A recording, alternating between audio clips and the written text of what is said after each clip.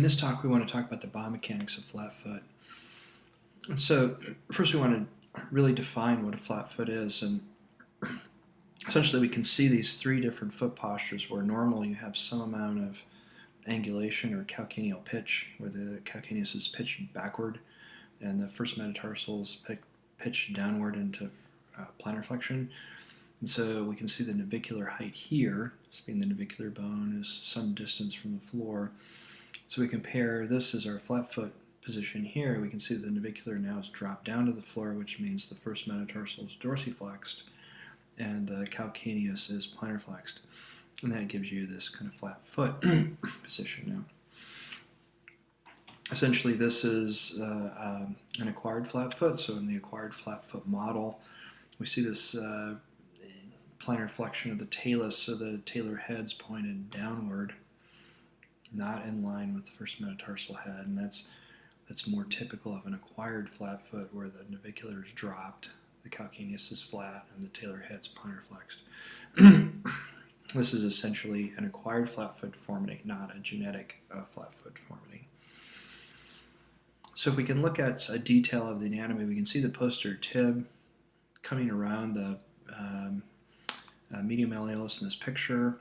Here's the talus, calcaneus, navicular, medial cuneiform, and it's showing like a major part of its attachment on the plantar surface of the navicular tuberosity and half of the medial cuneiform. Then we see the spring ligament depicted here, kind of running from the calcaneus to the navicular, and then we see the close-ups in this picture here. So here's like a medial view of the ankle joint complex. We can see the talus, and it overlaps a little bit with the navicular and the calcaneus. So here's your succinaculum tali here, the talonavicular joints in here. And so we have the posterior tib muscle coming down here, attaching to the tuberosity, this point of the navicular bone, and then extending distally into the medial cuneiform. And now it's been reflected, the posterior tib's been reflected back. And as it's reflected back, we see coming from the succinaculum tali up over here to the navicular, this would be the structure of the spring ligament. And so this is the head right here of the talus. We can see the anterior kind of fibers of the deltoid ligament kind of coming over and wrapping around and blending in with the spring ligament.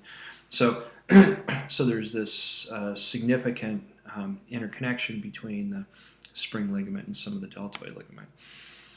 So this is an important study that was done a few years ago that identified which ligaments are involved in people with something called posterior tibial tendon insufficiency, or this is also called acquired flat foot deformity. So it's been long recognized that people with tendinopathy of the posterior tib tendon, where there's no problems with the FDL or the FHL, that these people have concomitant problems in ligaments of the foot.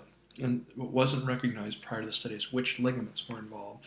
And so here's a list of ligaments that were tested in this MRI study, looking at age match controls in people with posterior tib tendon dysfunction. So the idea was this study could give us a look at what's the muscle interaction that's required to engage the locking mechanism and maintain the health of the foot, and what ligaments are also important in kind of maintaining that function.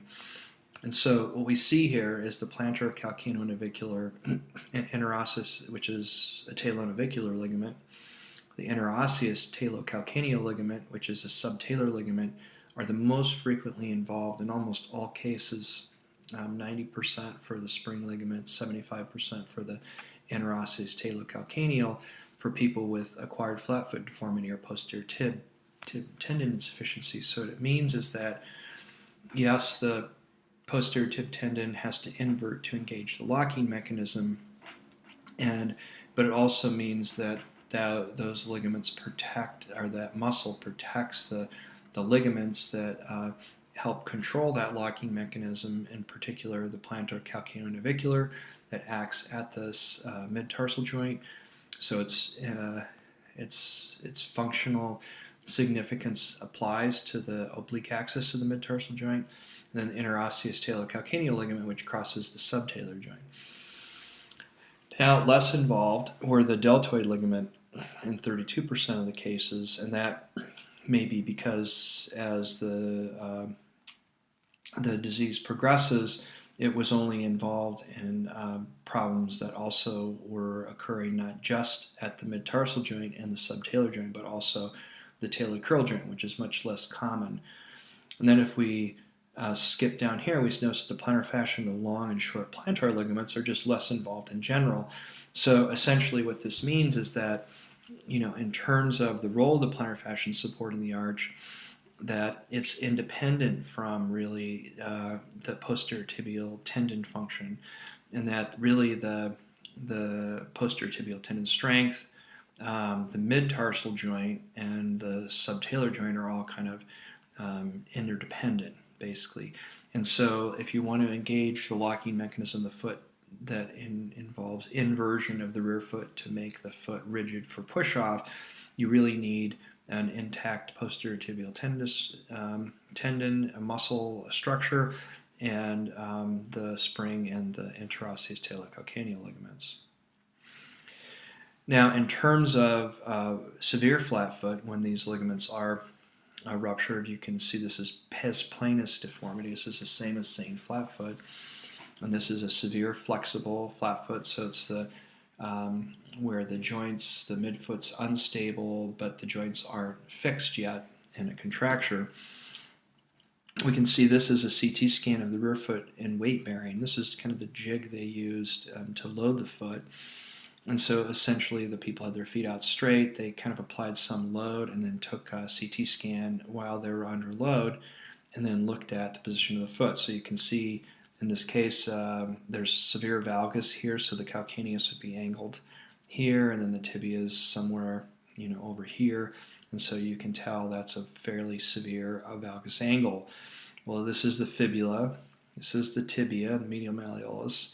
Here's a cross-section of the talus, and this is a cross-section of the calcaneus, and we can see that essentially the subtalar joint is subluxed. It's subluxed so much that the lateral side is abutting against the fibula in part, and this line here shows that part of the articular surface is exposed, so it's not articulating with the superior facet off of the talus. So this is really a subluxed subtalar joint. And another view of the similar problem, just with slightly better images, we can see here these 76 patients had flat foot and lateral symptoms, not medial. And we can see here there's a normal kind of outline of the ankle mortise with the fibula, the talus. There's the calcaneus and the subtalar joint. We see a normal amount of space here. And then on the image to the right, we can see the same bones, talus, calcaneus, fibula. We can see that the calcaneus is shifted over laterally, is now butting up against the fibula, potentially explaining those lateral symptoms. In addition to that, during loading, we also had impingement in the sinus tarsi. So here's the sinus tarsi here. This is the calcaneus and talus. And so there's the subtalar joint, and you can see some abutment of the subtalar joint with the talus against the calcaneus when the deformity is extreme. And so that isolates the function of the hind foot, where the flat foot can become so extreme that we have lateral symptoms, not just medial, and that's only when the hind foot eversion is quite large. Now, for more, if we now shift attention to the forefoot, we look at this video here, or x-ray here, we can outline the talus, and there's the navicular here. So that's the talonavicular joint there. And then this is the cuboid bone, or I'm sorry, the calcaneus bone and the cuboid bone in front of that. So this is the calcaneocuboid joint. So this is our metatarsal joint here, talonavicular and calcaneocuboid. So one of the things we look at is the medial alignment, looking for the head of the talus to kind of run down the shaft of the first metatarsal. So this is fairly good alignment here. If we compare that to the radiograph on right, which is abnormal, what we can see is that the talus is now adducted, so the talar head in blue is pointed off here medially, and then the forefoot has swung laterally. So essentially what that means is that the forefoot's abducted around the oblique axis of the mid-tarsal joint, which would be here. Here's your calcaneocuboid joint here, and then your talonavicular joint here. So that would be your mid-tarsal joint there. And we can see that this abduction of the forefoot would be expressed clinically as the too many toes sign when we looked at the person from the posterior.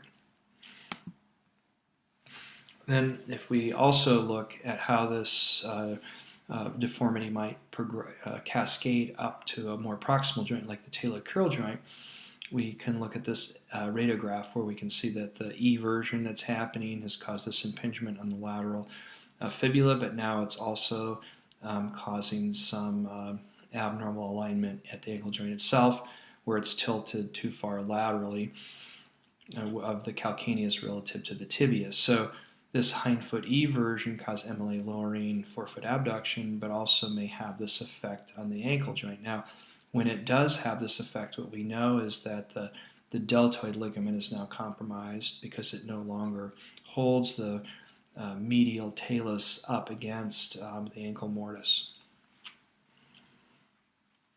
So in summary, adult-acquired flatfoot or posterior tibial tendon dysfunction is associated with very specific ligaments of the foot and ankle.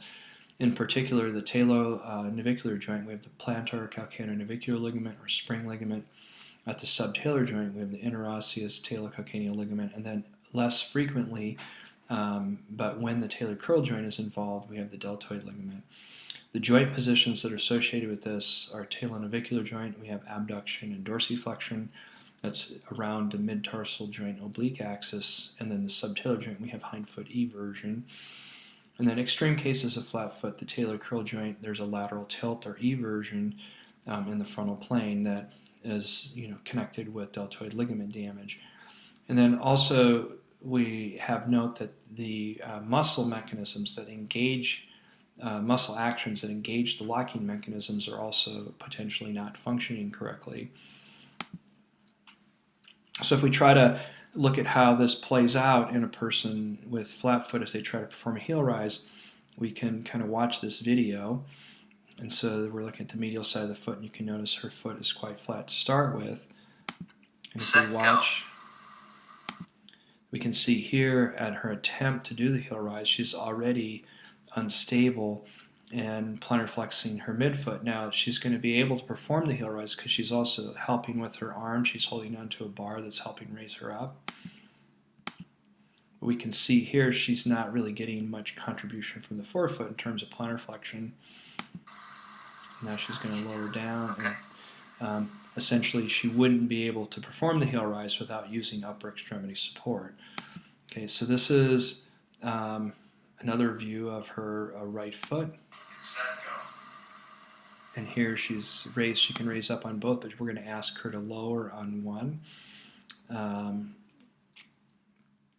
you can see at this point that she has plantar flexion of the first metatarsal, so she has some angle. She's achieved, using a bilateral raise, she's achieved a kind of a arch position, but watch when she lowers that she loses control of that arch about halfway down.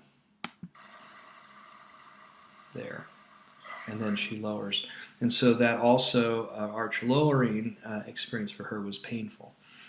And so what we're learning is that the muscle control in the face of this kind of instability, so you could achieve the arch raised position or neutral position that you would normally, but she can't control it because of the stability. So it's likely that the function of the spring ligament and interosseous talocalcaneal ligament make it difficult for her to engage the locking mechanism despite some remaining muscle control.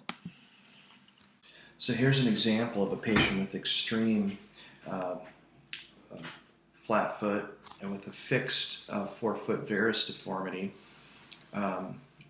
with posterior tib tendon dysfunction.